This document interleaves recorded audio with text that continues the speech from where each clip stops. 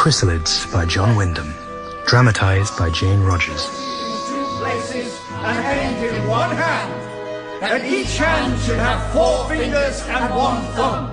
Any creature that shall seem to be human, but is not formed thus, is not human. It is a blasphemy against the true image of God, and hateful in the sight of God.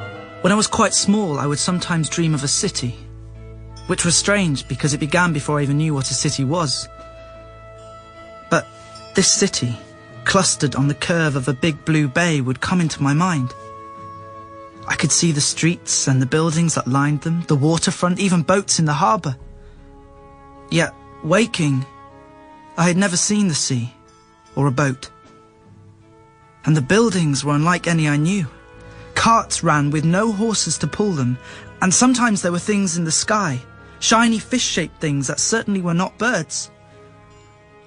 Most often, I would see this wonderful place by daylight, but occasionally it was by night, when the lights lay like strings of glowworms along the shore, and a few of them seemed to be sparks drifting on the water or in the air.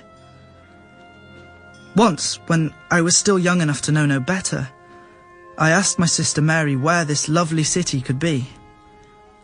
Perhaps, she suggested, I could be dreaming about the wonderful world that the old people had lived in, as it had been before God sent tribulation. She went on to warn me very seriously not to mention it to anyone else. Other people, as far as she knew, did not have such pictures in their heads, either sleeping or waking. That was good advice, and luckily I had the sense to take it. People in our district had a very sharp eye for the odd or the unusual, so that even my left-handedness caused slight disapproval. I certainly did not feel unusual. I was a normal little boy, taking the ways of the world about me for granted. And I kept on like that until the day I met Sophie. I was, I suppose, nearly 10 years old. I had made my way down the cart track to the south, along the borders of several fields, until I came to the high bank.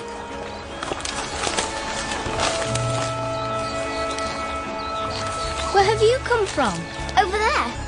The other side of the bank? No one lives on the other. Did you make that slide? Yes. Well, the rain made it, really. If you push off hard, you practically fly. Look!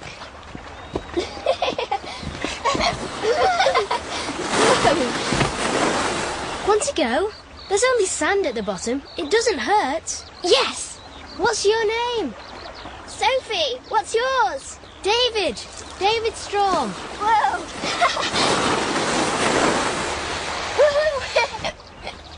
I'm really going to fly this time.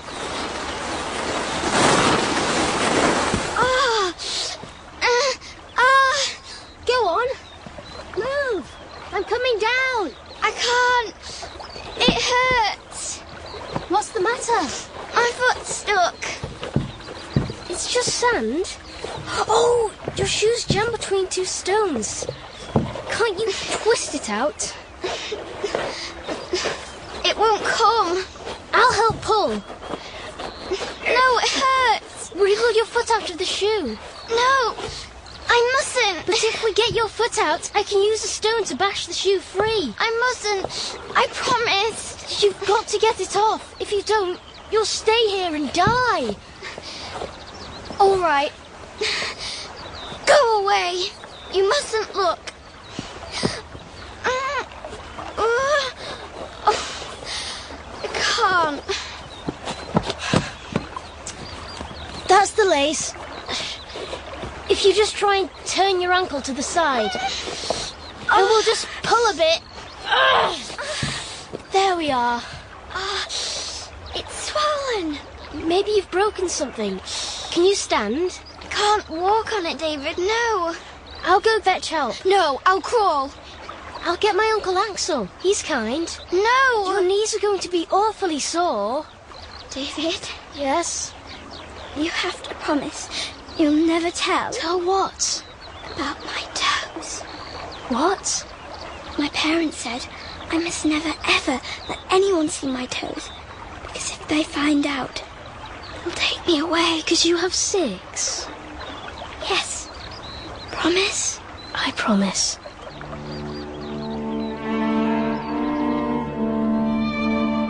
Every Sunday I chanted with all the families of Wacknook. Agreed that man should have one body, one head, 2 arms and 2 legs, that each arm should be jointed in 2 places.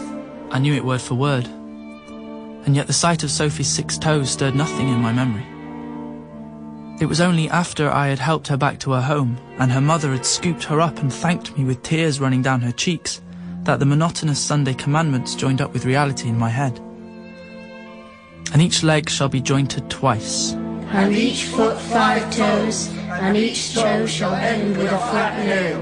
And any creature that shall seem to be human, but is not formed thus, is not human. It is a blasphemy against the true image of God. I ate my supper facing my mother's embroidered text, "Watch thou for the mutant." But it didn't bother me. I was much more interested in my food. I kept Sophie a secret. On a big busy farm like ours, it was easy to slip away, to pretend to have a chore here, an errand to run there. And I never gave the laws of deviation another thought till one day when I cut my thumb testing the axe blade and went looking for a rag to bind it. The guns need cleaning and loading, Axel. They've reported a second raiding party of fringe dwellers. They have to grain again. And livestock. But we have to go tonight, Joseph, for the militia gathering tonight. Yes, woman! They're only 10 miles off. Bother. David, what are you doing? I'm trying to tear this bit of rag, Mother. That's the furthest they've come into civilised lands. It must be starving. Well, I'll have Mary pot up some bread and cold meat for the pair of you.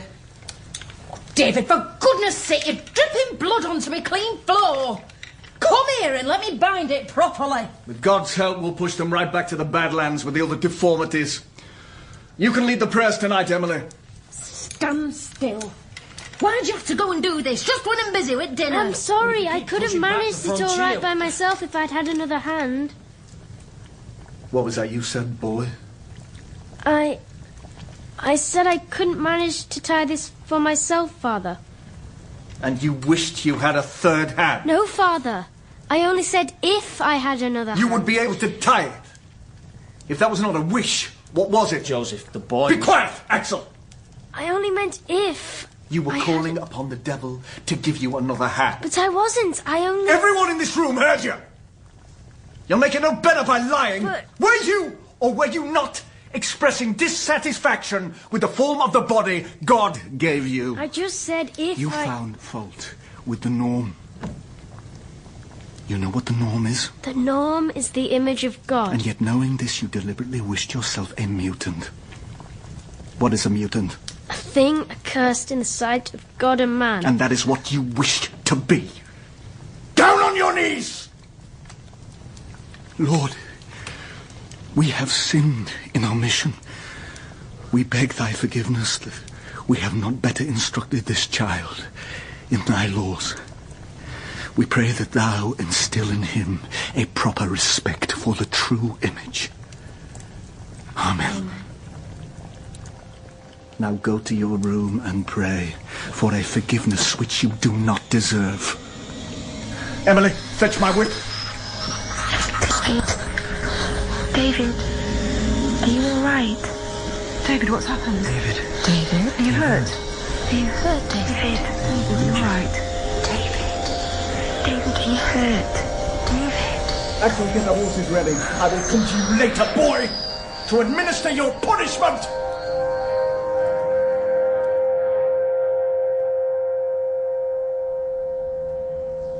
Rosalind, it wasn't the beating.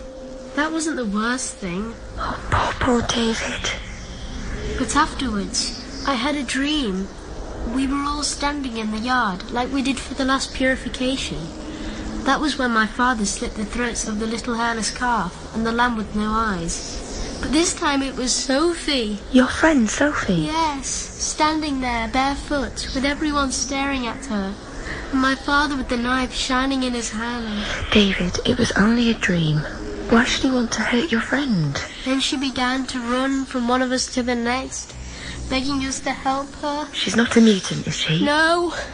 And he caught her and dragged her back to the middle of the yard, and everyone started to sing a hymn. Hello, Davy.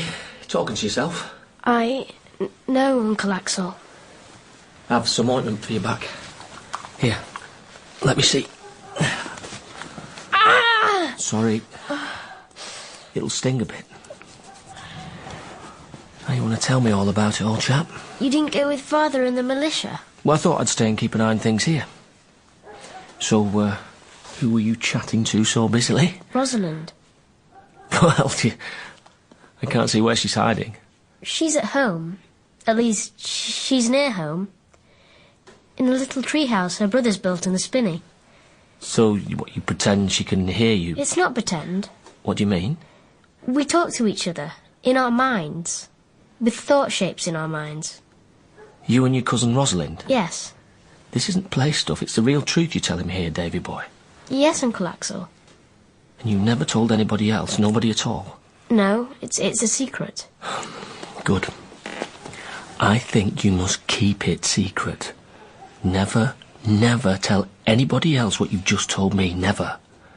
It's very important. You'll understand better when you're older, but you mustn't do anything that would even let anyone guess about it, all right? Shake on it. It would be best if you could forget it altogether. I don't think I could. I mean, it just is. It'd be like trying to forget... How to talk, or how to hear, perhaps? Rather like that. You hear the words inside your head. Not exactly. There are sort of shapes, and if you use words, it's easier to understand. But you don't have to use words. Not say them aloud as we're doing just now. Oh, no. It just helps to make it clearer sometimes. Yeah, and it also helps to make things a lot more dangerous for both of you. Now, I want you to promise me that you'll never do it aloud anymore. All right, Uncle Axel. And you make sure Rosalind promises the same, all right, Davy boy? Just keep it inside your heads. I didn't tell Uncle Axel about the others because he seemed so worried already. But that evening I put the matter to Rosalind, and we tuned into Michael and the other thought shapers too. Once, when I was talking to David, my mother came into my room very quietly. She didn't say anything, but the look on her face and the way she shook her head made me shiver. We've all felt the same at different times, haven't we? Yes, Michael. We have all felt as if it was wrong or shameful when we share thoughts. People look at you strangely. My uncle says we must keep it completely secret. He says our lives may depend on it. Let us swear. We'll all swear, Michael, to keep our thought shape secret. We must keep it in our heads and never speak aloud at the same time. We can do that. Emily! Axel! I'm hurt! No one who doesn't share our ability must ever know of it. Yes, Good. Mary! Mary! Put water on to boil! Lean on me to dismount, Joseph. That's it. Have you wait? Flesh wound, that's all. But I can't get this arrow. Bringing him in now! Take him prisoners! Just help him up this step, Axel. If we can't remove it, I'll have to send for the doctor. The prisoners are coming! Two of the fringes leaders en route for a Kentuck. Will they take food and water here? Aye, we'll rest 10 minutes here, then be on our way. Uncle Axel, are they really Fringes men? They are, Davy boy, and it's a rare thing to capture them. They're better woodsmen and cleverer at hiding themselves than proper human beings. But they look just like... They have the same number of arms and legs as... Well, keep your eyes peeled and you'll see. They're neither of them the true image. Axel! I need your help! Coming! When they were dragged off their horses, I saw what was wrong with one of them. He was 7 feet tall. His legs and arms were monstrously long and thin. It made him look half man, half spider, and his face brought me up dumbfounded. He was the spitting image of my father. He nodded at me. What's your name, boy? David. David Strong. The man they helped into the house, that man with the injured arm, would be your father, Joseph. Yes. So we're at Wacknook? Yes. Home at last. I'm sorry. I David? Get away from that. Come here now. Off you run, little nephew! Off you go! Your father wants you.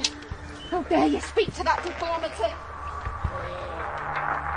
I heard that both the captured Fringes men managed to escape that same night, and the figure of the Spider-Man with my father's face haunted my dreams. During the long summer holidays, nobody at Wacknook seemed to trouble about me if I was out of sight. As often as I could, I sloped off to play with Sophie. We discovered a place up the stream where there were banks of shingle. There are shrimps. Pass me your net. Look, there. Into the jar with him. I can't reach. Hang on. Why don't you take off your shoes and come in too? It's dangerous. There's no one here. Well, just for a little paddle. Come on. Oh, it's lovely and cool. They're not really horrible, are they? Your toes? No. They make mine look all knobbly. Have you seen the giant horses yet? Yes. My Uncle Matthew has bought them. What are they like? 26 hands at the shoulder. Monstrous. My father says they must be destroyed. That's what I don't understand. Why must things be destroyed? Because everything that isn't the way it was in the old days, before tribulation, is an offence in the eyes of God. We have to seek purity, which is keeping everything in the image of the way it was before tribulation. So if an animal or plant deviates from the norm... Deviates? If it's too big, or the wrong colour or shape, like the lamb with one ear or the purple wheat, then it's an offence against God and has to be destroyed. How do you know? We learn it at school and church. I wish I could go to school. My parents say I can never go where other children are. Look, a little fish. I'll put him in the jar. There's loads of fish in the sea, all around the civilised world, which is called Labrador. There's water called sea. My father's told me about the sea. He's even been there. So's my Uncle Axel. He was a sailor. Oh, boy! Hello, hello. Oh, hello. Who is he? Alan Irwin, son of the blacksmith. He used to go to my school. Well, David Strom, and who's this? She's just... Here, Sophie, your shoes. Catch. You're useless, Strom. You throw like a girl. Where's she come from? Nowhere. I just met her. Catching shrimps? Ah, they're no good, you know. What's this? Hey, what the devil's this? He was staring at the damp footprint on the rock. Sophie had rested one foot there as she bent to tip her catch into the jar. The print of all 6 toes showed clearly. I kicked over the jar and a cascade of water and struggling shrimps poured over the footprint. But I knew the damage had been done. Where's she off to? Hey, stop! No! Leave her alone! Get off me! I'll get you! Get you and whose army? No! He's... Gosh, Sophie, what did you hit him with? This rock. He's still breathing, isn't he? Yes. Let's go. We better tell my parents. Her father listened carefully while we told him about it, then turned to his wife and said, "Well, my dear, this is it." They hugged each other, and though I didn't yet know what it meant, I knew they were sad. Her mother made us some food, and as we ate, Sophie's parents began to load up their 2 little horses. We're going away. Going away?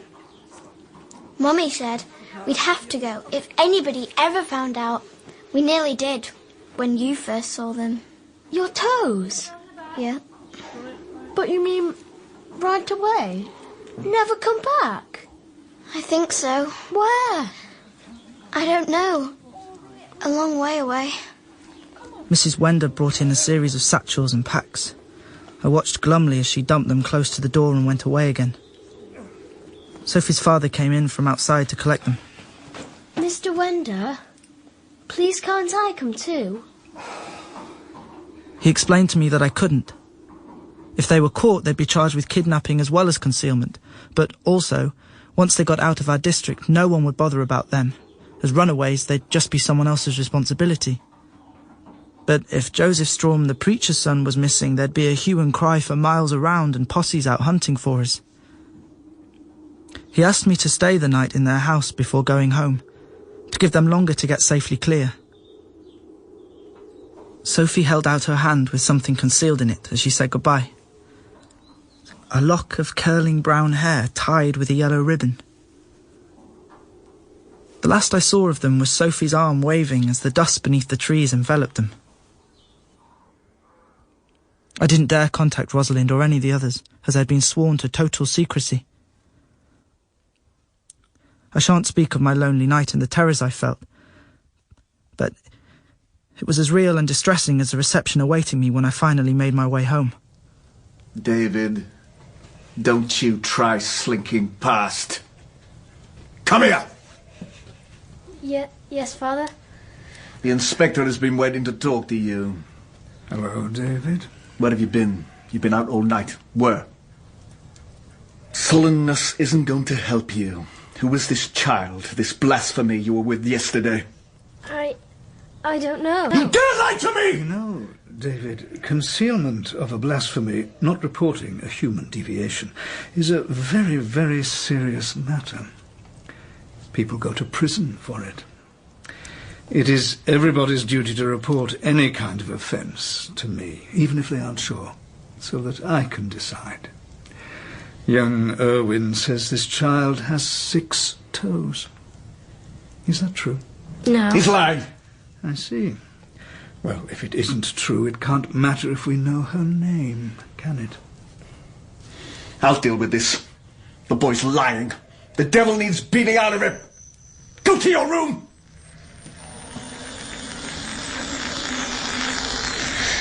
That is my whip. I said that is my whip. Are you all He is right? mine! David. David, tell us what's happening. David, what's the matter? Oh, David, what's wrong? Are you all right? Just tell us what's happening.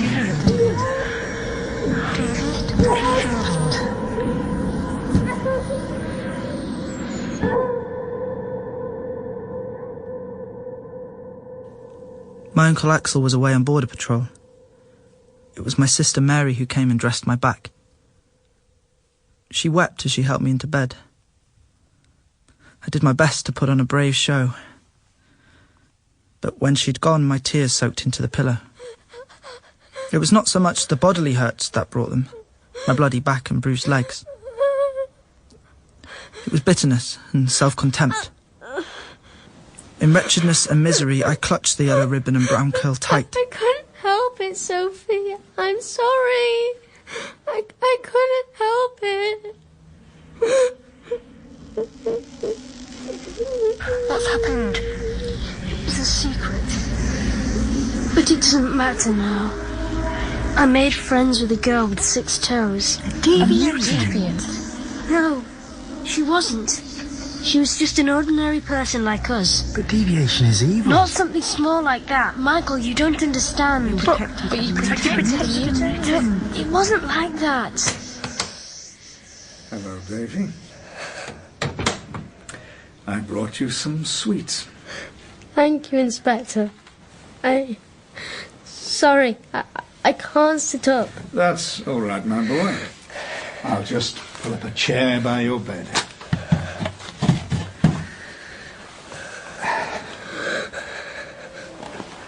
How long have you known that Wender child? What is her name, by the way? Sophie. How long have you known that Sophie deviates? About 6 months, I think. That's what we call abetting a concealment. You must have known that was wrong, didn't you? I didn't... It didn't seem like the things they say in church. Besides, they're awfully little toes. And each foot shall have 5 toes. You remember that? Yes. Well, every part of the definition is as important as any other. And if a child doesn't come within it, then it isn't human. And that means it doesn't have a soul. It is not in the image of God. It is an imitation. And in the imitations there's always some mistake. Only God produces perfection. So although deviations may look like us in many ways, they cannot be really human. But Sophie isn't different. Not in any other way. You must have realized Sophie deviated. Why didn't you tell your father or me about her? I had a dream that my father would treat her like he does the farm offences. I dreamt he had a knife. But blasphemies are not treated in the same way as offences. What happens to them? Well, David, you'll find out as you grow older. The devil sends deviations among us to tempt us away from purity. Sometimes he is clever enough to make a nearly perfect imitation, so we always have to be on the lookout for the mistake. And when we see one, it must be reported at once. You'll remember that in future, won't you? Sophie's my friend. I don't want to punish you again, seeing how severely you've already been... My best friend. Loyalty is a virtue, but there's such a thing as misplaced loyalty. One day you will understand the importance of loyalty to the purity of the race. They got them! All three of them! Oh. No! No! It was 3 days before I could leave my bed. My mother brought me food but didn't speak to me. But Rosalind and the others sent me thought shapes of sympathy and understanding. It's impossible to tell lies in thought shapes, and so gradually they were coming round to my way of seeing Sophie, even though it was against all we'd been taught. On the first morning I was out in the yard again, walking stiffly and cautiously so my healing back didn't crack open. Michael suddenly reached me. David, are you better? Nearly. One of us is gone. Have you heard from the boy at the charcoal makers? I don't think so. Not for a few days. The rest of us have all tried to reach him. We can't get through. Maybe he's asleep. Sally's been trying since yesterday evening. We think something may have happened to him. Someone may have found out. My uncle's coming. I've got to go. Uncle Axel! Did you know they've captured my friend, Sophie? It couldn't be helped, Davy lad. Did you see them? No. We were patrolling the eastern border. They caught them 20 miles west. A man, a woman, and a girl. I didn't want to give them away, but... It wasn't your fault they caught them. It was a routine patrol. Let's go to the stable and rub it down. Come.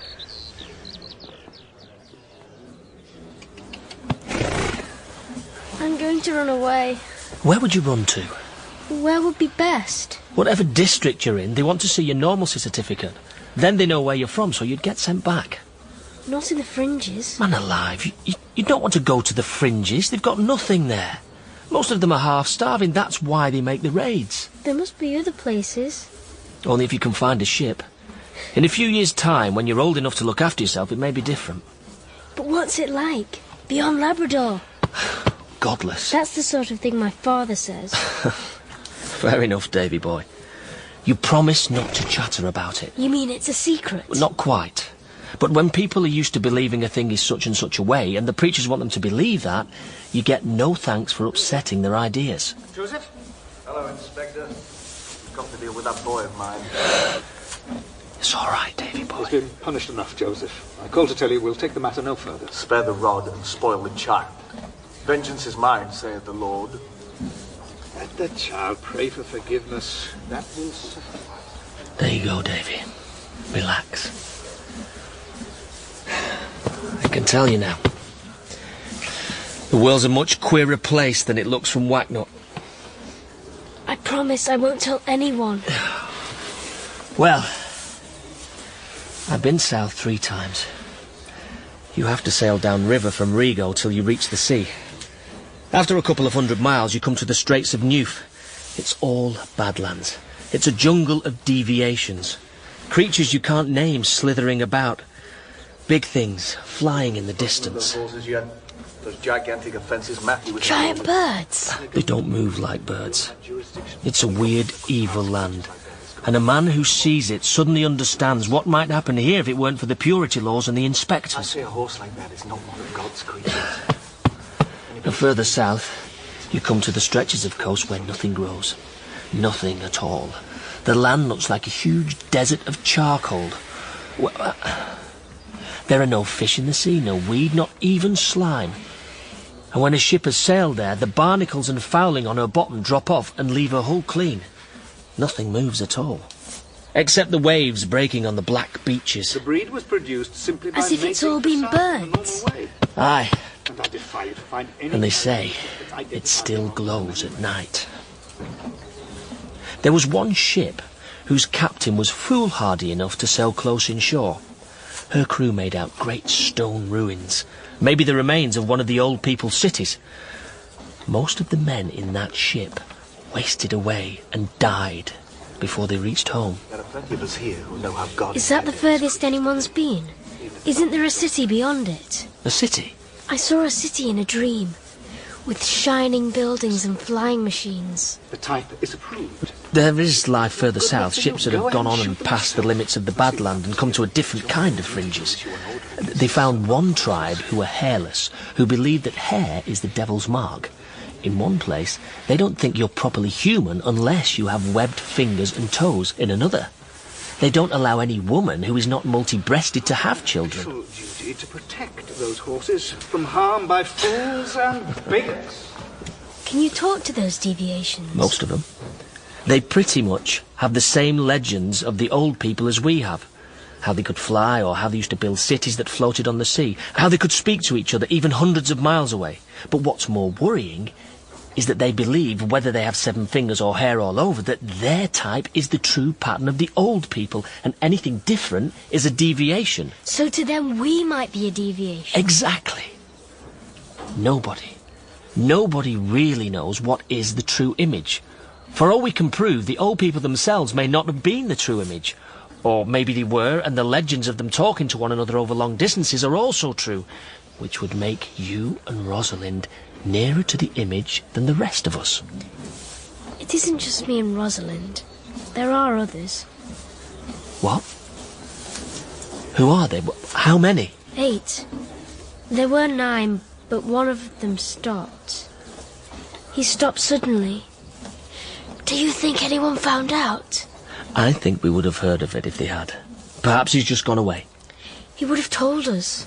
Well, and wouldn't he have told you if anyone had found out? Dinner bell. Oh, good. I'm hungry. Now, you'll stop thinking of running away, eh? For a few years, at least.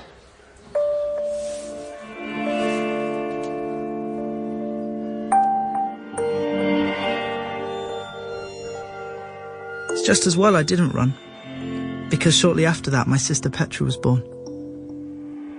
It came as a genuine surprise to me. There'd been a slight sense of expectation for a couple of weeks. Nothing I could pin down, though. Then one night I was woken by the howling of a baby. There'd been no baby in the house when I went to bed, and in the morning no baby was visible either. She couldn't be admitted to until the inspector had been called to issue his certificate. The inspector, to my father's rage, kept him waiting all day. But when he finally inspected her, Petra was pronounced to be a human baby in the true image, and we were allowed to see her. Everyone on the farm stopped work, and we assembled in the kitchen for prayers of thanksgiving. 2 days after Petra was born, on a hot afternoon, I was lurking in the storeroom next to my parents' bedroom when a trap drove up. I peered through the window to see my Aunt Harriet jump down with a bundle in her arms.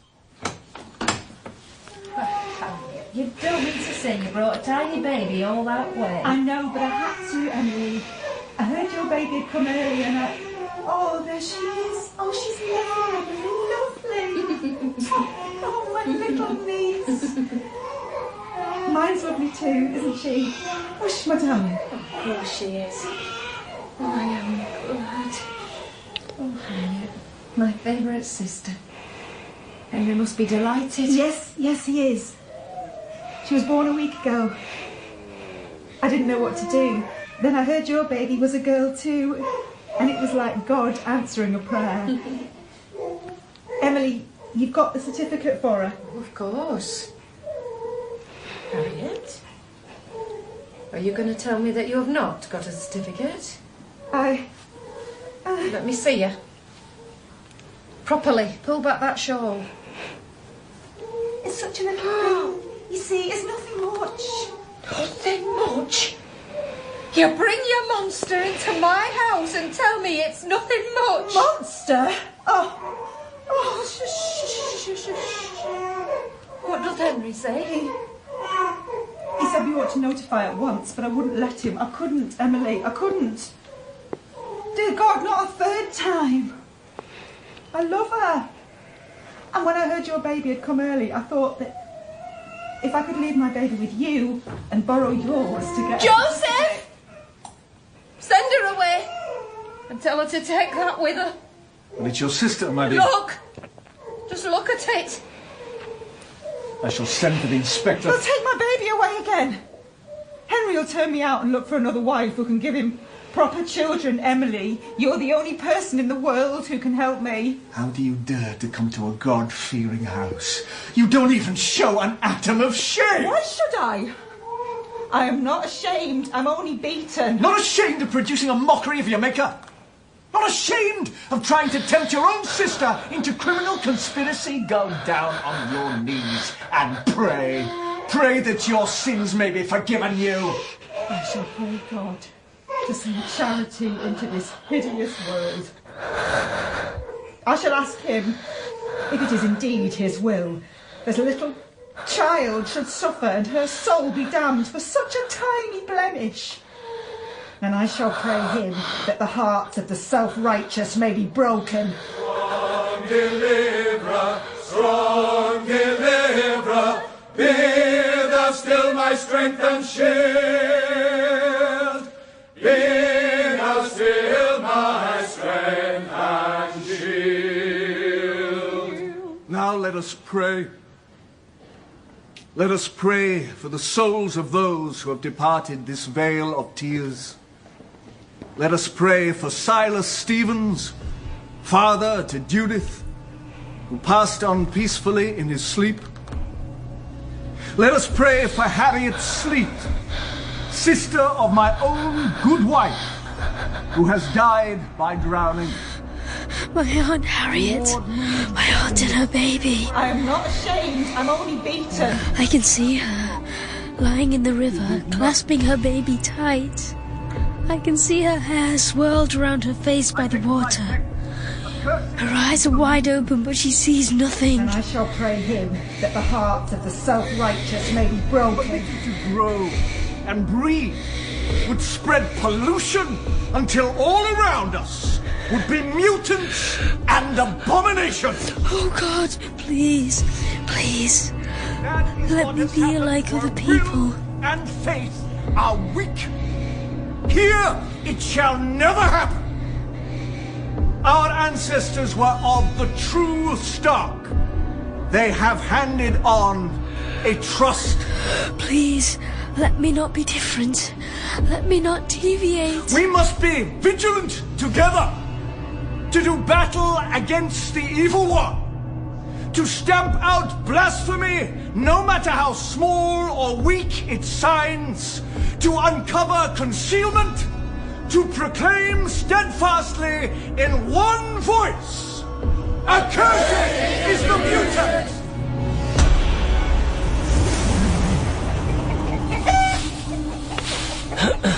Uncle Axel! Well now, Davy. What's the trouble? I want to know, what happened to the baby? What baby? Aunt Harriet came here with her baby. So that was it. The baby was different, like Sophie was different. Whenever they find someone different, they get rid of them. Hush, lad. Here. Help me sweep out these pens. Look as if we're busy. You must learn to watch yourself, Davy, and they'll never find you out. I don't want to be different. I prayed to be normal. Well, even if the old people were the same kind as us, what of it? Where are they in their wonderful world now? God sent tribulation upon them. Tribulation wasn't just tempest, hurricanes, floods like they had in the Bible. It was a lot worse. It made the black coasts and the ruins that glow in the dark. We've got to believe that God is sane, Davy boy. But whatever happened out there was not sane. But tribulation... A word. A rusted mirror reflecting nothing. What were the old people really like? What was it they did to bring this frightful disaster down upon themselves and all the world? You mean they were bad? What will we gain by trying to rebuild the kind of world the old people lost? Another tribulation? But if we don't rebuild the world that has been lost, what can we do? Think, Davy. What is it inside a man that makes him a man. A soul. Souls are just counters for churches to collect, all the same value. What distinguishes man from the beasts is mind. And minds aren't all the same value. You see where I'm going? Not really. Man got his physical shape, the true image, before he knew he was a man. It's what happened inside his head after that made him human. He discovered he had a mind which he could develop. He could learn and develop new qualities of mind. Now, the way I see it, you and Rosalind and the others have got a new quality of mind. To pray God to take it away is wrong. It's like asking him to strike you blind or make you deaf. Since that's the way you are, you must work out what is the best use you can make of it. Now, pass me that shovel. Oh, and that reminds me, lad. I heard something about an accident to a charcoal burner's son, which may set your fears at rest. Listen, all of you. My uncle has found out that the one of us who vanished was Walter Brent, killed by a falling tree. So he wasn't discovered? No, Rosalind, no. Oh, that's a relief. Oh, we are glad. Thank you, David. But we need to know who each other are, and where we live, so we can check up, in case any of us ever go missing again. David's right. We need to look out for each other. I'm Rosalind. I'm David's cousin, and our farms neighbour each other at Wacknook. We're sisters, Anne and Rachel, 4 miles out from Wacknook. And I'm the elder. And there are 2 more sisters, Sally and Catherine, but they're away from home. Yes, we know them. Well, I'm Michael, and I've just started school at Kentuck because my parents say I can learn real history and geography here. So I was thinking I could pass on to all of you in thought shapes everything I learn. Oh, yes, good idea, Michael. We can all learn together. We can share what we learn. But don't ever let slip that we know more than they think we should. And so there passed an outwardly uneventful 6 years. We learned to pull all kinds of knowledge, yet to keep that hidden from the norms. Raids from the fringes increased. And my cousin Rosalind and I realised we were in love. Although it seemed to me that we had always been. Our minds had always loved each other. We were all lulled into a false sense of security as we became more practised at hiding our powers. Until the day that my little sister Petra suddenly announced herself. We were harvesting. Here, Davy. I'll take your side for a bit. Go down and help with the stoking. Thanks, Uncle. Do with a breather.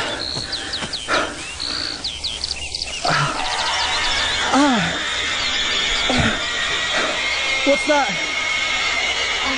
What is it? Davy? It's terrible. I have to go. Davy. Where are you going? David, run. What's the matter? Run, quick. Please make it stop. Rosalind, to the water, run. Whoever it is in the lake.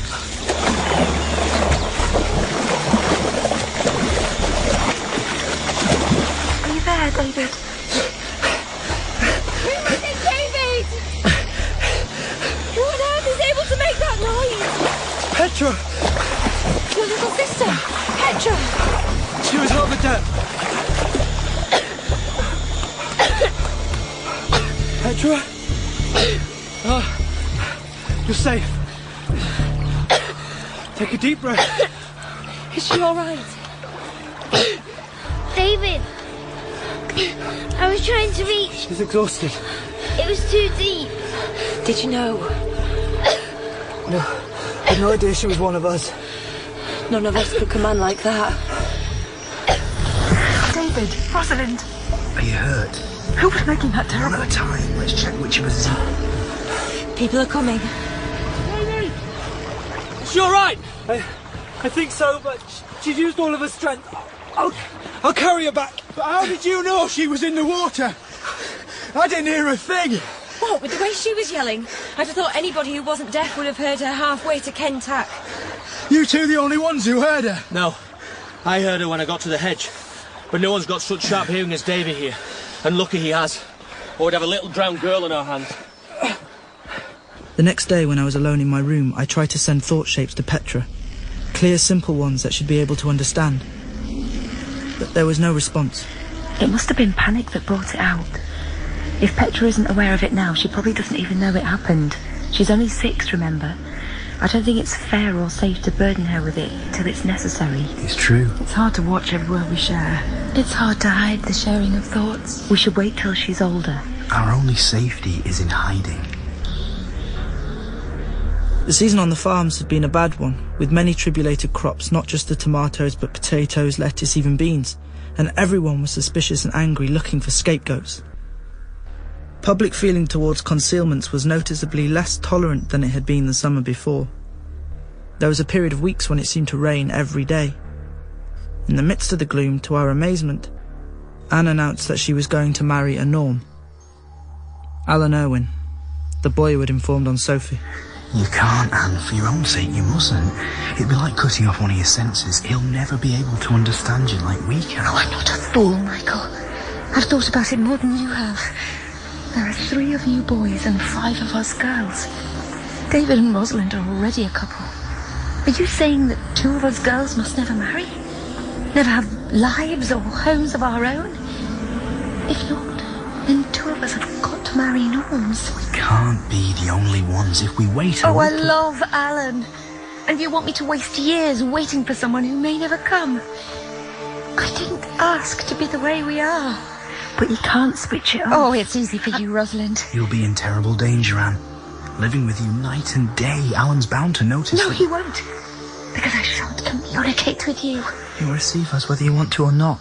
Don't turn away from us, Anne. We are your brothers and sisters. We think together. If you hurt us, you hurt yourself. Oh, I hate having you in my head. I hate all of you. I hate the very idea of you. Anne, please. She's gone. Rachel, she's blocking us. She doesn't mean it. I know she doesn't mean it. No, but she wants Alan so much. Her thoughts are all confused and twisted with it. Anne, come back to us. Listen to us. Anne, come back. Anne. Anne.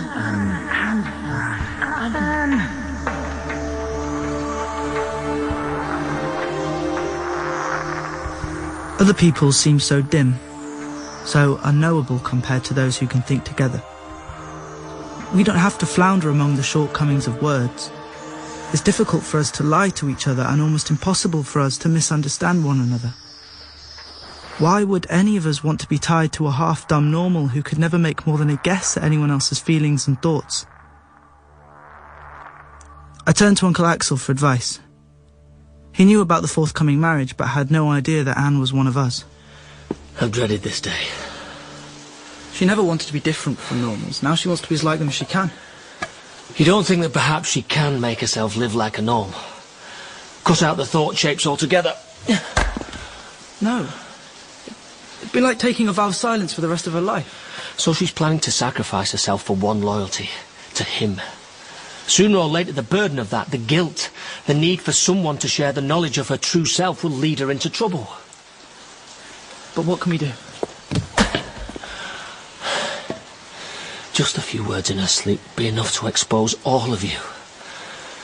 Does she have the right to create a constant threat hanging over your heads, just because she wants to live with this man? I don't know. A shipmate of mine was once adrift in a lifeboat and a sailor drank seawater and went mad. He tried to wreck the boat so they would all drown together. In the end, they threw him overboard. If they hadn't done it, he'd have taken the rest of them with him. We couldn't do that. This isn't a nice, cosy world for anyone, especially not for anyone different. Maybe you're not the kind to survive it after all. It's not that. If it were Alan you were talking about, if it would help to throw him overboard, we'd do it. But we can't sacrifice Anne. We're all too close together. It wouldn't just be murder, it'd be like violating part of ourselves.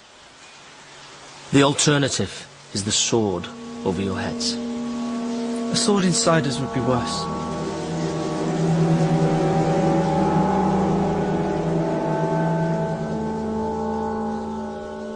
I knew that Uncle Axel had proposed the only practical solution.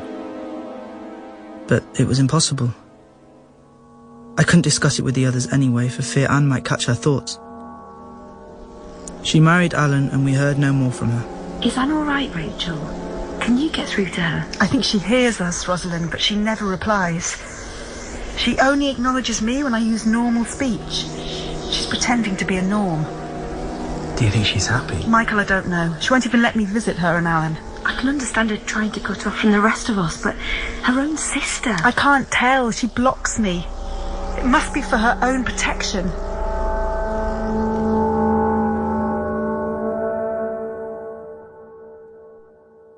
There had been hostility between my father and Rosalind's ever since my father had tried to get my Uncle Matthew's great cart horses denounced as deviations. Now both men regularly reported each other to the inspector for the least deviation or offence they could spot in the other's crops. The two families were not even on speaking terms. Rosalind and I met infrequently and very discreetly. Rosalind! Oh, David. Thank goodness you're early too. Did you choose the prickliest hedge you could find?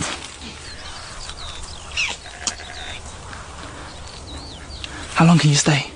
Half an hour, no more. Has your mother said anything else about? Yes, she's inviting Jonas and his parents for dinner. If she tells me one more time what a fine young man he is, and how long it is since there was any deviation in his family, I shall scream. There's part of me envies Anne, you know. At least she was able to marry the person she loved. I don't see how we'll ever be able to... Don't. You know Anna's pregnant. What if we had to get married? What if you were? Shotgun wedding? I think my father would be as likely to turn his shotgun onto you and use it.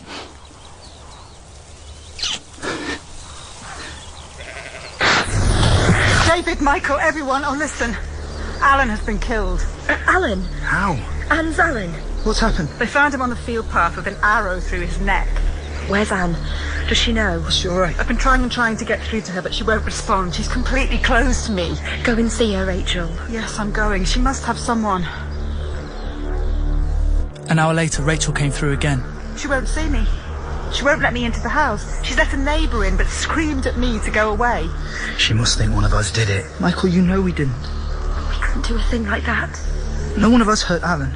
We've got to get through to her and tell her it wasn't us. Try, all of you.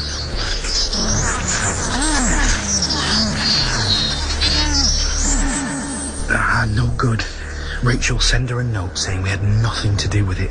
Word it carefully, so it won't mean anything to anyone else. I'll try. My mother's in there now, trying to persuade her to come home. We'd best all be prepared. Make ready to run for it if necessary, but don't rouse any suspicions. If she tells us soul, Rachel, let us know at once if anything happens. We heard fragments from Rachel in the night. Anne had told her mother she knew who'd killed Alan. She became hysterical and turned everyone out, insisting on remaining alone in the house. After a sleepless night, Rachel went back at dawn.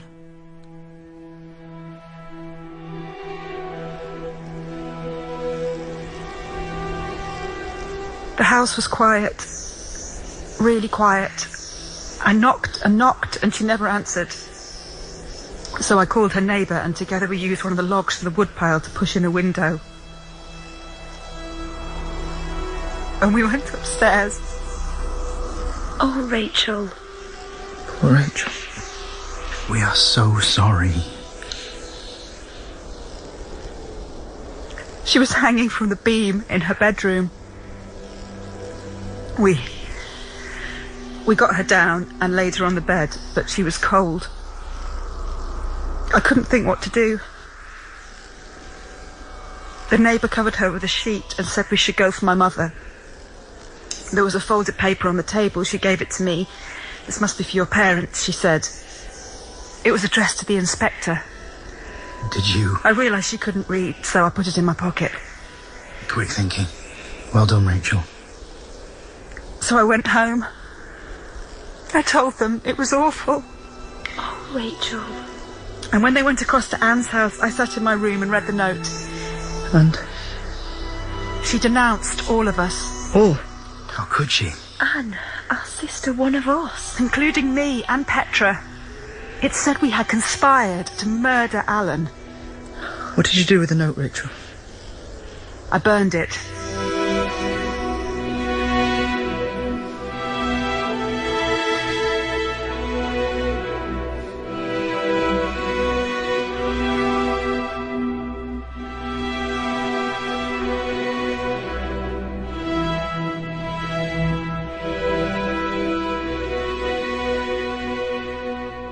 In the Chrysalids, David was played by Matthew Beard, young David by Ben Hanley, and Rosalind by Verity May Henry.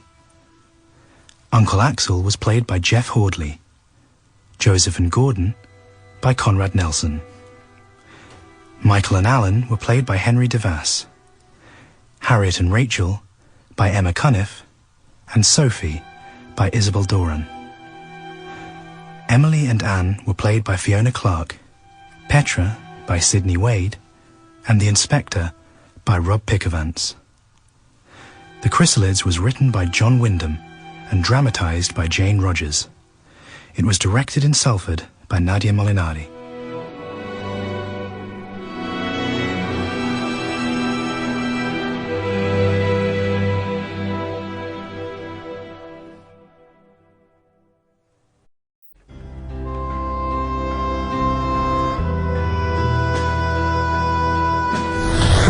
Chrysalids by John Wyndham, dramatised by Jane Rogers. One head, 2 arms and 2 legs. And each arm shall be jointed in 2 places, and have 1 foot, and each foot 5 toes, and each toe shall end with a flat nail. And any creature that shall seem to be human, but is not formed thus, is not human. It is a blasphemy against the true image of God. I take for my text, accursed is the mutant. The devil, brothers and sisters... There were 8 of us left who could share thought shapes, and we knew our lives depended on keeping our mutation secret. Anne had tried to denounce us all. Her suicide, tragic as it was, did take the pressure off the rest of us. No one saw anything suspicious in Anne's death. She was pregnant and distraught about her husband's murder. There was nothing to link us thought sharers to that. Alan had been shot with an everyday hunting arrow. His death could have been an accident. And the spring inspections provided a distraction. Only 2 fields in the whole district needed cleansing, and the normality rate among animals was high too. It put new heart into people. They became more neighbourly and cheerful. My beloved cousin Rosalind and I even began to hope. We were working together repairing our father's adjoining fences. But then my little sister ruined everything. No! Oh, David, which of us is hurt? Petra, has to be. Come on, get the horses. Oh, if only she'd let up for a moment. I can't get through to the others, can you? No, she's blotting everything out. It's like trying to see through fog. Come on, Shiva. Westwards. That's where it's coming from. Let's go. There's a little trap. Follow me. I can't. My horse is stuck. Yes. Just... I'm free.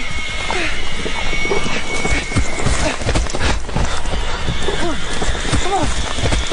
Where are they? Rosalind! Rosalind!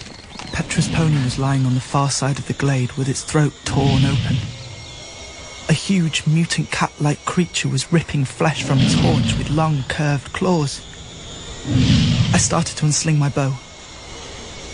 It turned its head and crouched, glaring at me, the blood glistening on the low half of its face. Michael! Rosalind, good shot! Thank God! Where is she? Petra! There! Over that tree! We must make her stop. She was bringing all the others. How did you get here so fast? I was Petra, visiting my it's all grandmother. right. You're safe now. Poor pony! My pony! Shh, there. It's all right, my darling. You're safe. It's terribly dangerous. You can for us ride to be with found me. together. Don't cry. I'll leave you and David to look after her. All right, darling. Here. Wipe your eyes. Thank you, Michael. Petra, here. Hold tight around Rosalind's waist. We can't help the poor pony now. Are we ready? That terrible distress call. Was it one of you? Sally and Catherine. It must be. She's all right now. Please go before anyone sees us together. It's too late. This man followed us. We couldn't. What's going on here? Nothing. It's all right. My sister's pony was attacked, but she's safe now. What brought you two girls here in such a hurry? We heard the child screaming. I was right behind you. I heard no screaming. I'd have thought everyone for miles around would have heard it. The pony was screaming too, poor little brute. Where are you from? Let me see your tags. Here. Petra, give him yours. We're not outlaws. Show me yours. Jerome Skinner. I'd say it's near half an hour since that pony did any screaming. How did you two girls manage to come straight to this spot? We knew it came from this direction. And when we got nearer, we heard the little girl. Very good of you it was to come to help my sister. Lucky she wasn't hurt. But I'd better be getting her home now. Of course. I hope she feels better soon. Goodbye. Goodbye. And thanks again. Good Samaritans. So you don't know those two? Of course not. Never seen them before.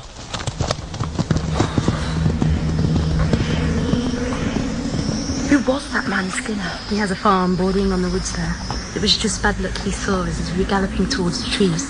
Why was he so suspicious? Does he know something about thought shapes? He can't make or receive them. I tried him hard.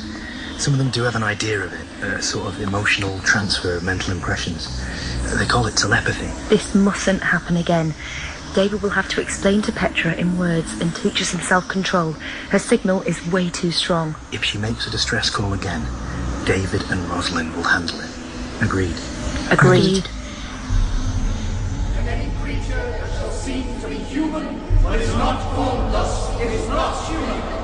It is a blasphemy against the true image of God. At the purification next afternoon, my father was slitting the throats of 2 tiny lambs that each had 2 joyfully wagging tails. I couldn't help but remember my childhood friend, Sophie. I knew now that they wouldn't have slit her throat, but they would have banished her to the fringes. And that would be the best we could hope for, if they found us out.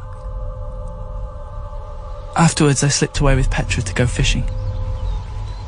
All right, let's play a game. You shut your eyes, keep them shut tight, and pretend you're looking down a deep, deep well. There's nothing but dark to see, right? Yes. Right, good. Now, look at the dark and watch.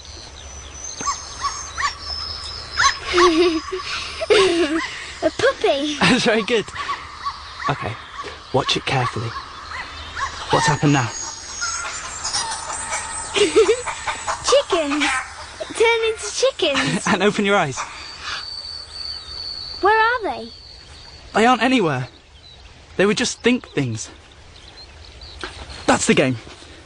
Now, I'll shut my eyes too. Then it's your turn to think a picture at the bottom of the well so I can see it. Yes, I can do that. What the hell was that? I damn near put an axe through my foot. Sorry, Michael, I'm trying to teach Petra about thought shapes. I scalded my hand on the kettle. Soothe her. She isn't unsoothed. It's just the way it is with her. Maybe, but it's a way it can't stay. She must cut it down. Petra, you're too rough. This time, make a little think picture. Far away, in soft colours. Do it gently, as if you were making it out of cobwebs. All right, I'm closing my eyes. Here it comes. A neighing horse.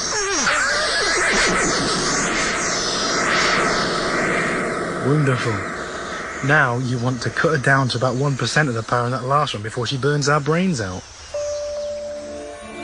Over the days that followed, she learned to send and receive simple thought shapes and began to control her power. As yet, she could get little of our projections to one another, though. Too difficult to see, and all too quick. But I can tell if it's you or Rosalind or Michael doing it. The other ones are much more muddled. What other ones? Rachel and Sally and... No. I can tell them. I mean, the long way away ones. I don't think I know them. Who are they? Listen. Can't you hear them? Are they there now? Yes. Over there. A long, long way. Can you copy for me what you're getting from them? She tried, but it was very blurred, and I couldn't really make sense of it. We let it rest.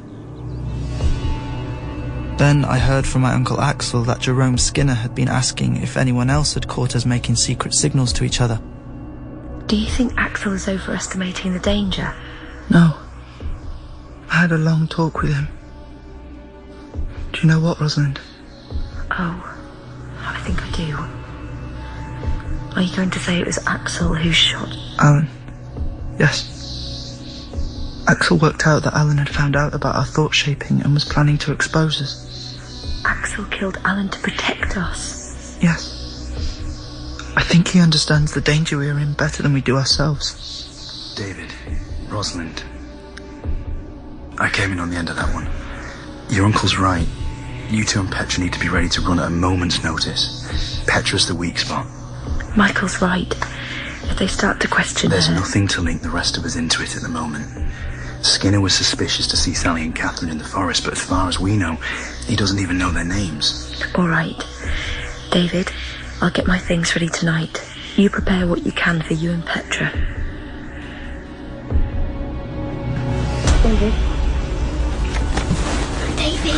David, Rosalind is calling. David, they've taken Sally and Catherine. Hurry, both of you. They were at Sally and Catherine's 10 minutes ago. Get moving. Meet you below the mill. Hurry. Petra, get dressed as fast as you can. Overalls. Don't make a sound. Arrows, bread and cheese, drinking water, blankets. Don't put your shoes on yet. Carry them and come tiptoe. Like a cat.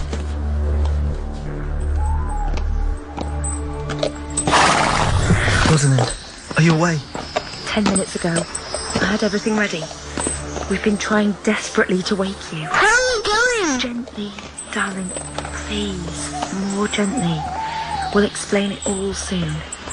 Catherine, Sally. We're being taken to the inspector. We're playing it innocent and bewildered. Good. Don't tell them anything. You think we ought to shut our minds to you? It will make it easier for us to act as normals if we really don't know what is happening. Agreed. But we shall be open for you. David, faster. I can see lights up at the farm now.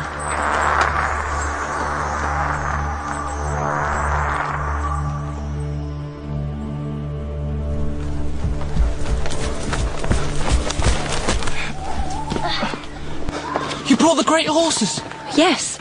We'll need supplies and they won't tire. Hoist Petra up to me. I'm the highest. I've left room for you in the other pannier, David. You can shoot left-handed from there. Is that all you've brought? All right, Sheba. Off you go. Home. There was no time. If you'd spent more time preparing and less time sleeping. My mother and I spent 2 solid hours packing these panniers. Your mother? Go on. She's sort of half known for a while. I think she felt as long as she didn't have to admit it in words, it might be all right. When I told her this evening I had to go, she cried. But she helped me. My mother would never... Did you plan this route, Rosalind? Of course. Through water, then over rocks. We need to hide our scent and our tracks. You're right. I'm sorry. Well, since you slept so well, you can take the first watch.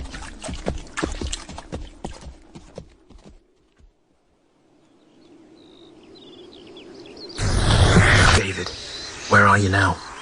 We're holed up in the forest for the day. The whole place is going wild. They're going to send posses after you. Are they on to you? And Mark and Rachel? No. I'm volunteering for a posse. I'll plant a report of you being spotted heading southeast. When that peters out, we'll get Mark to start another to take him north. What is it? Who? David. Who's hurt? Shh, Petra. Who is it? They've broken Catherine. They've broken her. They're torturing her. She's all clouded now. She can't hear us at all. Oh, Catherine. Why? It is war. Someday I'll kill them for this. They hurt her. Why did they hurt her, David? They were trying to find out how Catherine... Hush now. Catherine has admitted thought shapes. I have too. They would have forced me to it in the end. Couldn't face it. Not the hot irons. Not for nothing. When she had told them I couldn't. Forgive me. Sally, we're not blaming you, either of you. But we must know what you've told them. How much do they know? About David and Rosalind. They knew, really. But they wanted it confirmed. Petra too? Yes. I'm sorry. But they worked it out. It was the only reason why you would have taken her with you. Anyone else? We've told them there isn't anyone else. They want to know how we make thought shapes and what the range is. I'm pretending it's no more than 5 miles. Catherine, she's barely conscious. If you could only see what they've done to her. Her poor feet.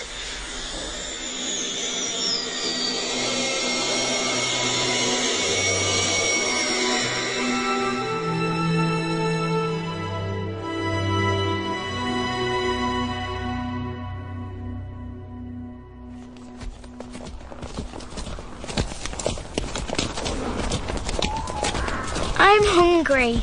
You can break off a bit of the bread, Petra, but we're not stopping. We've got to move while it's dark. Rosalind, David, they've made a proclamation about you. They've officially classed you as deviants, non-humans, meaning anyone can shoot you on sight. And there's a huge reward if you were taken alive. I don't understand, Michael. If we were to promise to go away and stay away... They're afraid of us because nothing shows. They want to capture you and learn more about us. Imagine if there were a lot more of us than there are, able to think together and plan. We could outwit them all the time. Michael, are they going to kill Sally and Catherine? To declare a newborn baby non-human on physical defects is one thing, but it isn't going to be easy for people who have known Sally and Catherine for years to accept the non-human verdict. If they were to be killed, people may start to distrust the authorities. But we can be killed quite safely. Rosalind, you aren't among people who know you. To strangers, you are just non-humans on the run. Well, if any hunter is licensed to shoot us, I think we better head into the fringes. Good idea, David. If you can find a place to hide up there for a bit, we'll see if we can fake your deaths. Tomorrow we're going southeast to search for you. I'll let you know what's next. If you run into anyone, make sure you shoot first. Petra, hush. What's the matter? I don't want to go to the fringes. I'm scared. There's Hairy Jack who eats children. There's bogeymen. And old Maggie with teeth as long as knives. Petra, listen to me. The people who live in the fringes, they're just like us. Not monsters. At home, they make up those stories to frighten babies. The fringes people might look a bit different, maybe with extra fingers or ears or hair. But inside, they get just as sad and lonely as we do. Who's the other one, Michael? What? What do you mean? Someone making think pictures all mixed up with yours. I get nothing. Me neither. Shut up! Petra, what is it? Somebody asking questions. She's a long way away. She says she heard me before when my pony got killed. She wants to know who I am. What do you think? Yes. Tell her. I shall have to be very loud. She's so far away. We closed our minds, and it's just as well we did. Petra's thought shapes were simple, but they still hit me with a violence and brilliance which deafened me. You? Where is she? Petra's pointing southwest. Did you ask her the name of the place, Petra? Yes, but it didn't mean anything. Except there were 2 islands and a lot of water. She doesn't understand where I am either. Tell her to spell it in letter shapes. I can't read letters. Well, we can send at least. I'll give you the shapes one by one, and you can think them onto her. Look out, everybody. Rosalind pictured L, and one by one the other letters of Labrador, and Petra relayed them with devastating force. She doesn't know where Labrador is. She's trying to find out. She wants to send us her letter shapes. Well, you can pass them on to us, but gently, so we can read them. The letters spell Sealand. It must be an S. Sealand. I asked her. It's Zealand, with lots of sea around it. From where she is, you can see the sun shining on it for miles and miles, all blue. In the middle of the night? It's crazy. It isn't night where she is. She showed me. It's a place with houses much, much bigger than wacknook houses. And funny carts without horses running along the roads. And shiny silver things in the air. Fish-shaped flying things? Yes. David, how on earth did you know? Let Petra get all she can. We'll sort it out later. At dawn, we found another glade to rest in. I asked Petra about the place her friend had described. Everything fitted with the dreams of a city I had had as a small boy. Clustered on the curve of a big blue bay, with boats in the harbour and white buildings lining leafy streets, the place must really exist. I hadn't simply been dreaming of the ways of the old people. This was a city that was real, now, somewhere in the world. After a couple of hours, Michael came through. David, they've picked up your trail, the Great Horse Tracks. Our lot is turning southwest to join the hunt. You'd better push on. Where are you now? Near Wild Country, I think. But I can't sleep when it's jolting like this. We could slow down, David. We must have covered 10 miles already. What's that? Where? Through the trees. Look. Rosalind, straight ahead. A horseman. He's seen us. He's got his bow. Shoot! Shoot to kill! Petra, crouch. Both wide. That was close. Again. Well done, Rosalind. Poor horse. Poor us. A wounded riderless horse galloping wildly ahead, spreading alarm. All we can do is keep going. There's farm buildings. I can see people. They're looking at the horse. Rosalind, let's not give them time to arm. Get up, go on! Straight through the fence. They're all running away. And well, they might, before we trample them.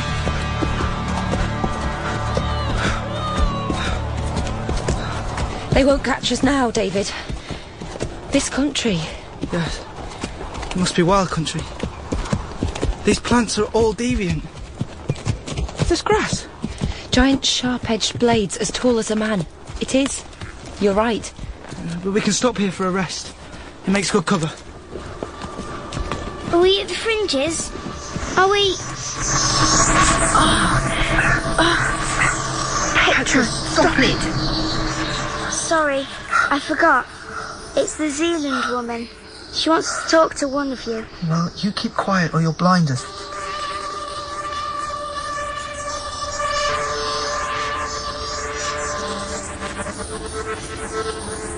No good. You'll have to tell her we can't reach her, Petra. We'll shut our minds. Rosalind, here's the blankets. We can have some bread and cheese and apples. She says it's about me. You? I'm the important one. You have to protect me. Right. It's true. She says no one has this power of projection?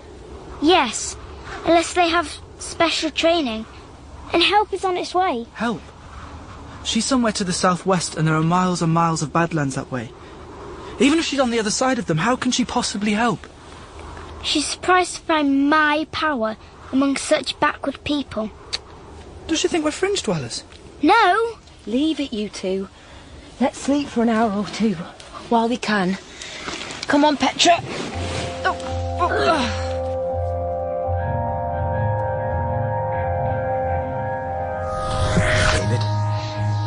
awake? I am now.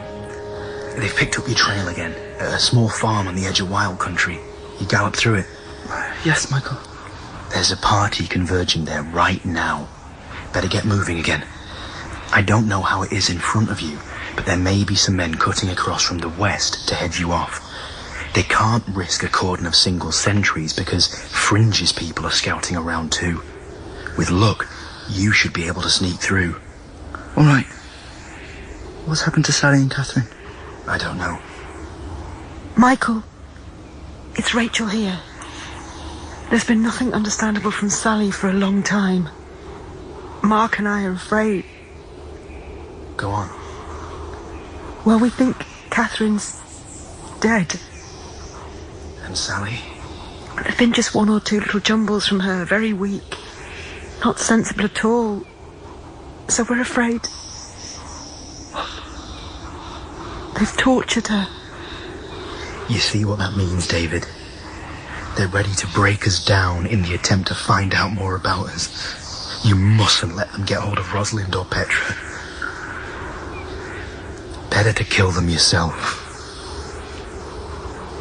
Yes. I understand. Why did he say you must kill Rosalind and me? Only if they catch us. Why? Well, we're different from them because they can't make thought shapes.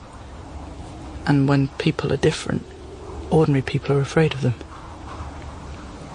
Why? We aren't hurting them. It's a feel thing, not a think thing. The more stupid they are, the more like everyone else they think everyone ought to be. Once they get afraid, they become cruel. I still don't see why. Look, we don't want you and Rosalind to be hurt like they hurt Catherine. Being dead's better. It's like being so much asleep they can't hurt you at all. David, when you killed me and Rosalind... Darling, we won't let them catch us. Now let's wake Rosalind and not tell her any of this, because she'd only worry. It's a secret. Well, at least we've got the stars to steer by. Sealand must be a funny place. Everybody there can make think pictures. Grab the reins! The lead rope's broken! Brace yourself against the sides of the pannier! We've lost the front horse! We're heading straight for the forest! Petra! Rosalind, are you both alright? Shaken a bit, but yes. It's a bit clearer over there.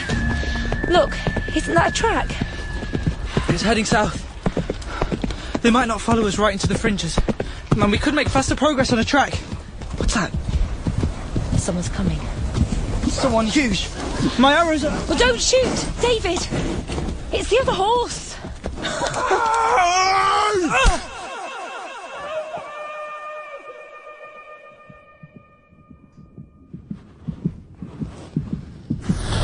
David. David. I love you. Be safe. Rosalind, I love you too. We will be safe. We will be together. I love you, Rosalind. David. We will be together. David, what's happened? I don't know, Michael. Something hit me and now I can't move. God no want to question him himself. The best day for calm. They jumped down on us from overhanging branches. 4 or 5 of them. One landed right on top of David. Fringes people. Was it you we fired at last night? Someone was firing at us. I was hoping we were on a false trail. They think it's too risky to come into the fringes in small groups. We're assembling round about 100 men, then coming after you. You'd better get rid of those horses. A bit late for that advice.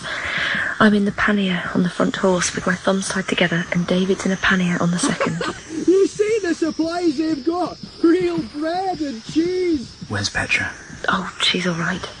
She's in the other pannier on this horse, fraternising with the man in charge. Are they threatening? No, they don't seem to know what to do with us. It's the great horses they're interested in. We'll let the man in charge know that we're coming after you. Hello there. Feeling better? My head. Here, have a drink.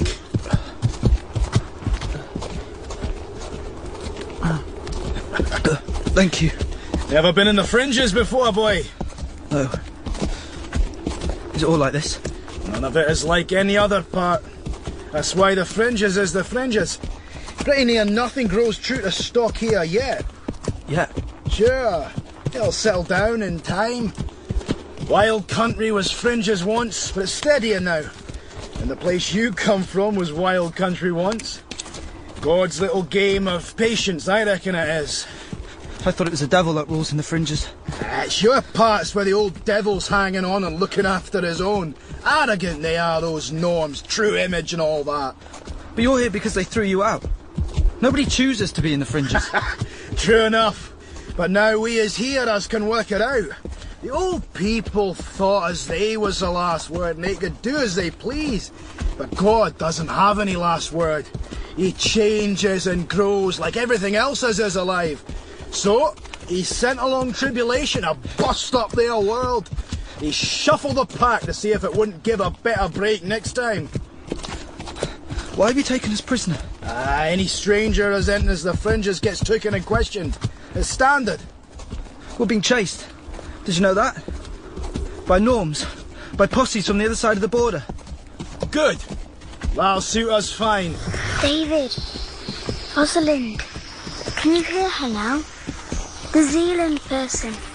I know you are in danger. Can you hear me? Yes, we can. Agree to whatever the fringe people say. Play for time. Tell them about the danger you are in from your own people. Some deviational tribes detest the appearance of normality. Explain to them how different you are inside. Tell them about thought shapes? Yes. The really important thing is the little girl. Keep her safe at all costs. But who are you? Where is this Sealand? We are the new people. Your kind of people who can think together. We're building a new world, different from the old peoples and from the savages. The kind of will God intended, perhaps. The old people were shut off from one another with only clumsy words to link them. Often they were shut off still more by different languages, different beliefs. They were an inadequate species. Are there many of us in other places? Yes, we have discovered thought shape makers in other lands, but none so far away as you. Now we have machines again, we've started fetching them to safety, as we will with you. Look after the little girl. She is unique. That's me! Petra, gently, please.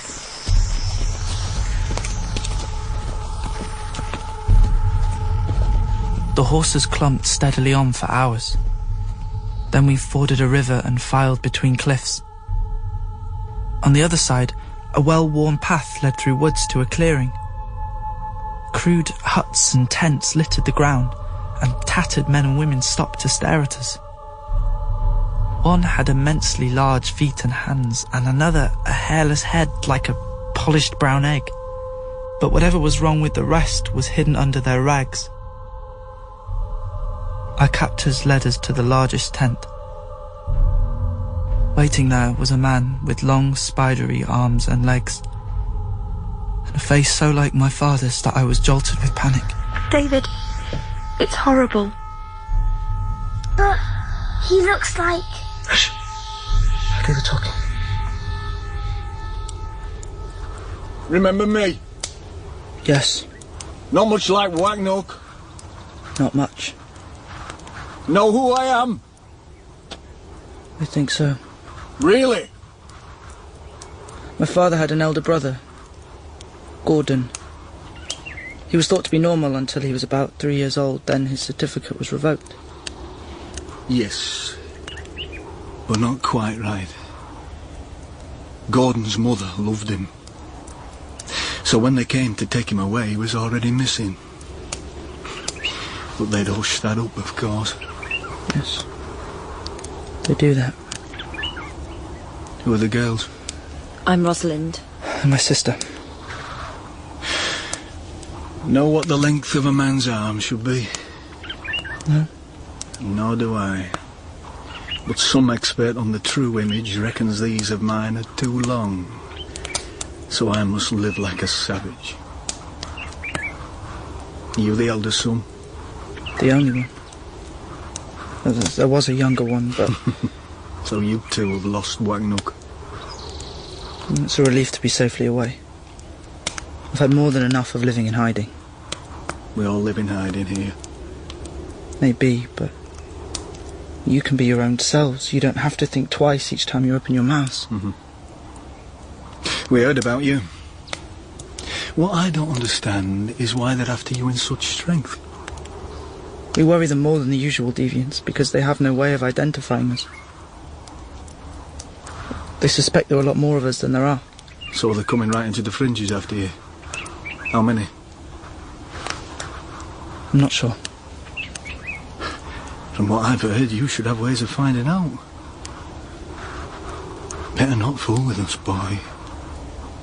Why should we care what happens to you? Quite easy to put one of you where they'd find you.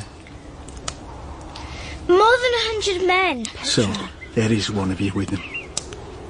100 is a lot to send after just you three. There will have been rumours about trouble brewing in the fringes. Yes. So it comes in handy for them.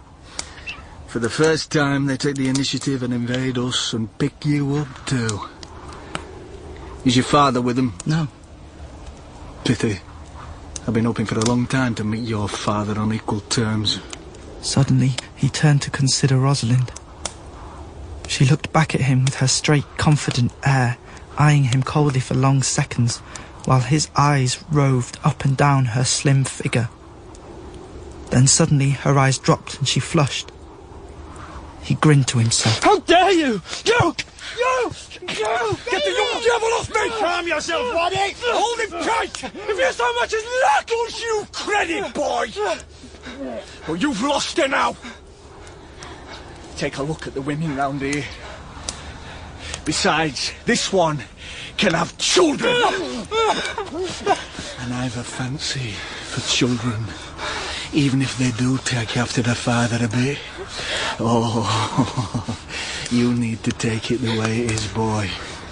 I do not give second chances. Chuck him out. And if he don't stay out, shoot him. Right, you heard the boss.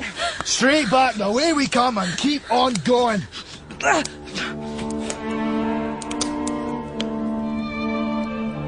After a few paces, I looked back, but he had an arrow trained on me. So I kept going until the trees hid me, then doubled back under cover. Just what he was expecting. He didn't shoot me, just beat me up and slung me back into the undergrowth.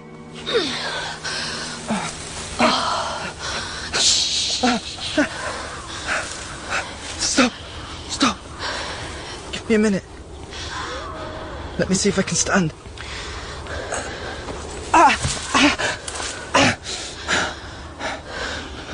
Why are you helping me? You don't remember me, David. Sophie.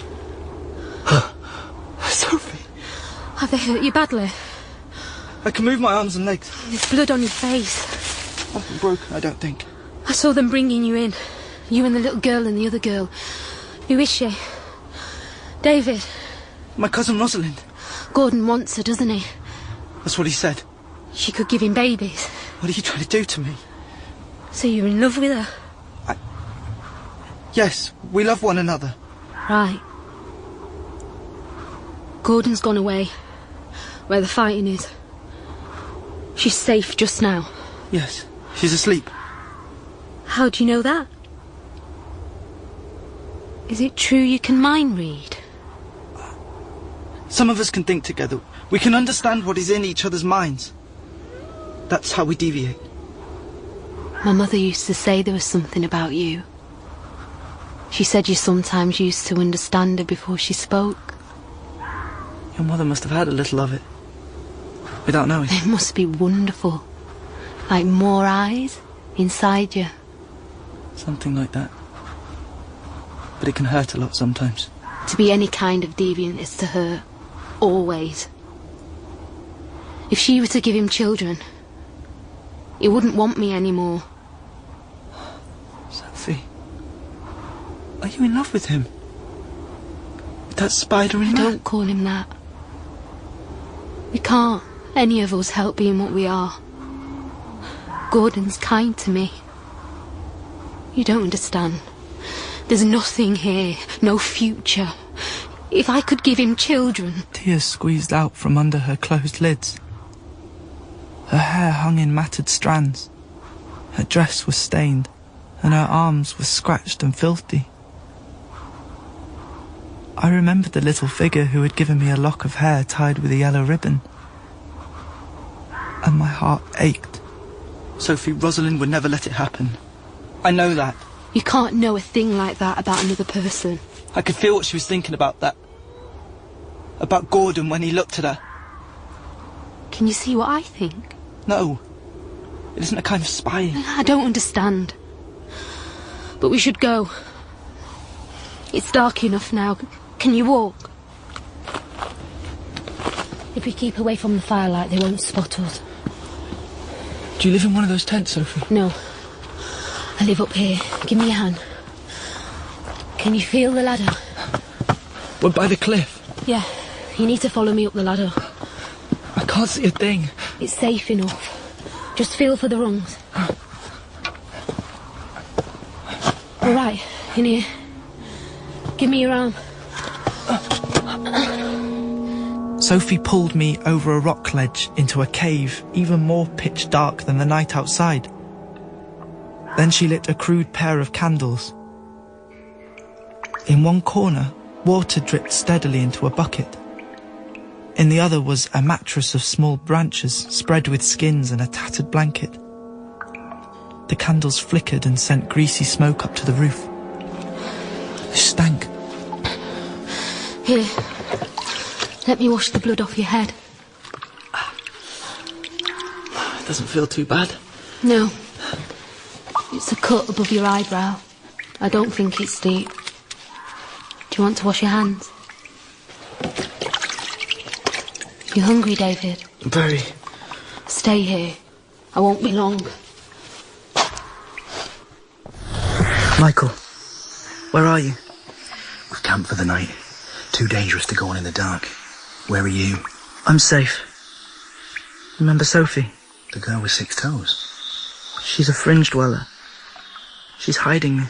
They know their woods, these fringes people. It's been sniping and harassing all the way. We've lost 3 killed and 7 wounded. But you are still coming on? Yes. They want you badly, David. There's a rumour that there are dozens of us scattered around Wacknook, and you have to be brought back to identify them. Hang on. Sophie's coming back. Here. Help yourself. Thanks. I'm starving. It's quiet down there. The men have gone out to lie in wait for the norms. The food's good. What is it? It's green shoots, grains, meat from her. What? I don't know. Some cat-like rabbit thing they shot last week.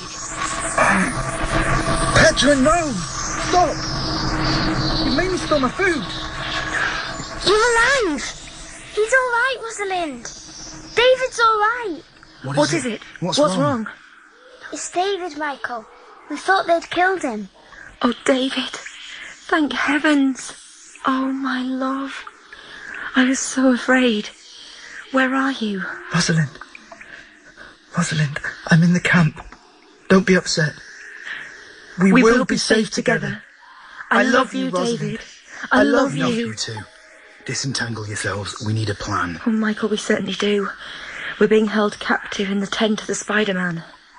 The man with pink eyes is guarding us. Petra, ask your Sealand friend if she still thinks she can reach you. Yes. Can you hear me? We're getting closer. We should be there within 16 hours. So we need Rosalind and Petra and David to be kept safe for that long. Hang on. I'm going to talk to Sophie. You were making those thought shapes? Yes. To Rosalind and my sister. Is there any way they can be got out of that tent before Gordon comes back? Yeah. That would be best for all of us. Except him. Can I use a spear? No, you must stay here, David. But... No! If you're seen, there'll be an alarm. No one will take any notice of me going into his tent. What about the guard? Look, I'll take a knife. Sophie. Look, make your thought shapes. Tell them, no noise, whatever happens, not a sound. Tell them to be ready to follow me. And to have dark pieces of cloth ready to wrap around themselves. All right. But I wish you'd let me come with you. You'd only increase the risk. You don't know the place. She blew out one candle. Then she was gone. I passed on her instructions to Rosalind, and we impressed on Petra the need for silence. I sat in the darkness listening to the steady drip drip, then went to the cave entrance and looked out into the night. There was a low murmur of voices as people moved about the cooking fires. A night bird calling harshly. Then silence. At last I heard the crunch of grit underfoot, directly below me. David, is this right? Are you there? Yes. Come on up the ladder. I'm lighting another candle. Oh, David! Rosalind! Oh, Petra. Oh, thank heavens. David, listen. Sophie killed... Pour me a bowl of water, would you, David? We watched in horrid fascination as Sophie washed the blood off her arms and cleaned the knife. Matter-of-factly, she removed her bodice and began to rinse it in the water. So, Rosalind, you must get rid of that cross on your dress, hers too. We women in the fringes don't feel the cross has served us very well. But there's a little knife by my bed. I used to wear one. Didn't help me either. They don't like insistence on the true image in these parts. It's not just an identification. It's a challenge. Or don't we try to get as far away as we can before it's light? No. When they find the body, there'll be a search. They'll think you killed him and ran into the woods. They'll never think of looking for you here. We stay here. Until they call off the search. Then I'll see you clear. Why are you doing all this for us? Hush, Rosalind. She's with that Spider-Man. She doesn't want him to see you again. She doesn't want him to think of having children with you. I don't believe that's the whole story, David. Why am I helping you? Damn you. Leave me alone. You can't just... Go on. Laugh at me. Laugh at me because I do want him. Me. And what's the use? If he weren't in love with you, what good would I be to him? Like this? Sophie. Just shut up and leave me alone, the pair of you. I'll come back for you in the morning.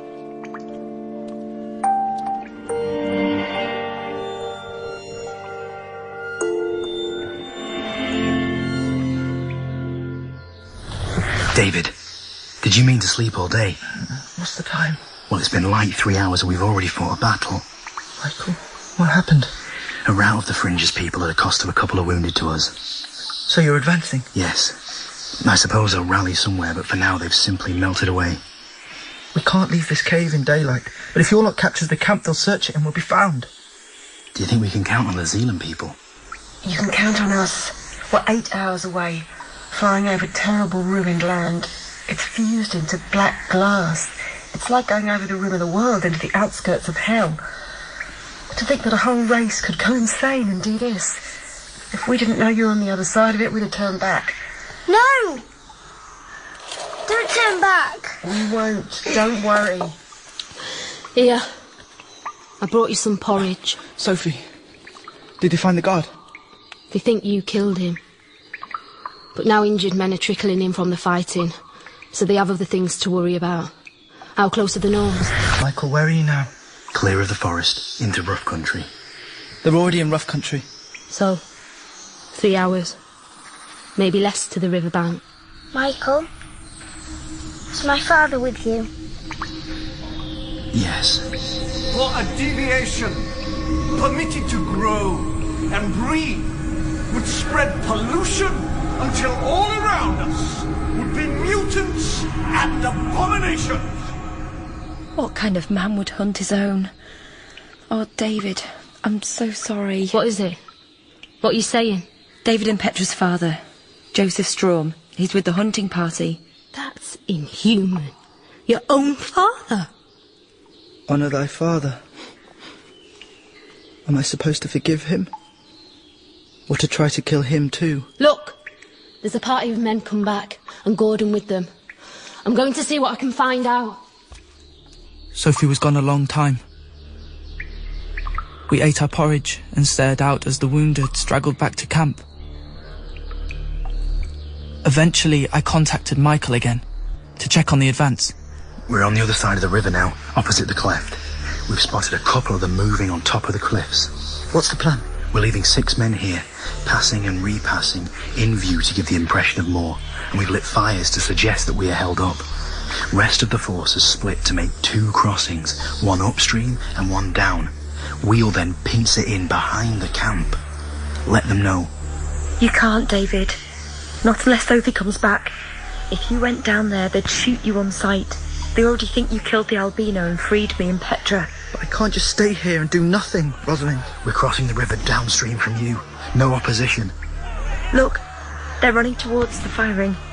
There's the Spider-Man. And Sophie. Michael, is that you're not shooting? No, it's the other party trying to draw the fringes men in their direction so we can come in from the opposite side and take the camp from the rear. They're succeeding. We need a sharper reading on you now. Petra, can you count for us? 1, 2, 3, 4, 5. Good. We're closer than we thought, practically there. Keep your thoughts fixed on me, Petra. All these men from Wacknook. Look how many. Our neighbours, our friends, coming to hunt us down. To capture us and torture. Oh, David, look. Father. But look at the Spider-Man. He was standing by his tent, bow in hand, watching the riders. Sophie was tugging at his ragged jacket, urging him to run towards the caves. He brushed her back with his long right arm. Suddenly, his bow came up like a flash, bent to its full, and loosed. The shaft took my father in the chest. He jerked and dropped to the ground. The Spider-Man snatched up Sophie and began to run. His spindly legs had not made more than 3 strides when a couple of arrows took him and he fell. Sophie ran on, but an arrow took her in the back of the neck. She dropped in mid-stride. Oh, Sophie. Sophie. What's that noise? Don't be frightened. Just stay where you are. We're here, David. In the camp, all opposition has melted away. Look up! Look up! A bank of mist hung over us. Through it, I could make out one of the strange fish-shaped craft that I had dreamt of in my childhood. It was growing bigger and louder as it dropped towards us. Glistening threads like cobwebs seemed to drift down from it. In seconds, the whole place was in chaos. Men cannoned into one another, panic-stricken horses trampled through the tents, tripped and sent their riders headlong. Michael, this way towards the caves. Coming. But there's this sticky stuff like cobwebs. Look up to the top cave. I can see you now. I can't move my hand. It's stuck. Don't struggle. Lie down if you can. Keep still on the ground so it can't get round you. It's falling on everyone, Michael. It's holding them captive. It's holding me captive, damn it. Where they're struggling, it seems to tighten around them. Lie still, like she says. David, look out! It's wafting in! Move back, both of you! Here they are! The wind's blowing the filaments into the cave. I can't see, it's on my face! It's on me too! Keep calm. We can free you in a minute, just don't move. Count, Michael, to guide me to you. 1, 2... She went to Michael first, where he lay glued to the ground by the sticky threads. She sprayed him with a substance that made them dissolve. I felt his leap of relief. Then we heard them making their way up the ladder to our cave. Hold still! You must be David. The threads can only be broken with this spray, otherwise they tighten. Thank you. Turn around. And now for the other 2. David, just look down there. Those threads are shrinking. They're crumbling the tents. They're pulling bushes up by the roots. So you must be Petra. Oh, well, it was worthwhile. It's hard to get permission to come. We've never travelled so far to rescue someone before, but you are worth it. I'm free. At your age, untrained, you can throw a thought halfway round the world. Now, Rosalind. Oh, thank you. There's that sound down there. Are they all dead? The plastic threads contract as they dry. A man who struggles and entangles himself soon becomes unconscious. That's horrible. It's not pleasant to kill any creature, but these people had no future. They knew you were a threat to their species. They were ready to kill you. We're able to think together and understand one another as they never could. What about the others in Wacknook? Mark and Rachel? I'm sorry, I know there are more of you, but we simply don't have the fuel for another takeoff and landing. We can't even reach... Petra, will you tell them? Tell Rachel we're safe and that we love her. Show her we'll come back and rescue them one day. One day, maybe. Shall we go? There's nothing here for you now. The flying machine took us over burnt black lands where nothing lived or moved from one horizon to the next. And I slumped into exhausted sleep, then woke with a jerk, not daring to believe we were safe. When at last we came to the skies above Sealand, it was just as I had seen it in my dreams. A brighter sun than Wacknook ever knew poured down upon the wide blue bay. Clustered along the shore lay the city with its white houses embedded among green parks and gardens. I could make out tiny horseless vehicles sliding along the wide tree-bordered roads. It was so familiar I almost misgave. I took hold of Rosalind's hand to reassure myself. It is real down there, isn't it? You can see it too. It's beautiful. I never thought there would be anything so lovely. And listen, David. What is it? At last. Now you can hear them all too. People. Lots and lots of our kind of people.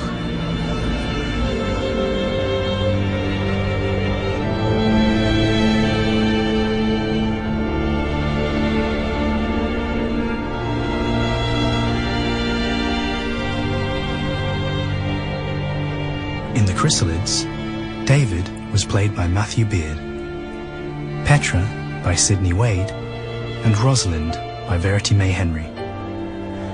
Michael and the Fringe Dweller were played by Henry DeVass, Rachel and the Sealander by Emma Cunniff. Gordon was played by Conrad Nelson, and Sophie and Sally by Carla Henry. The Chrysalids was written by John Wyndham and dramatised by Jane Rogers. It was directed in Salford by Nadia Molinardi.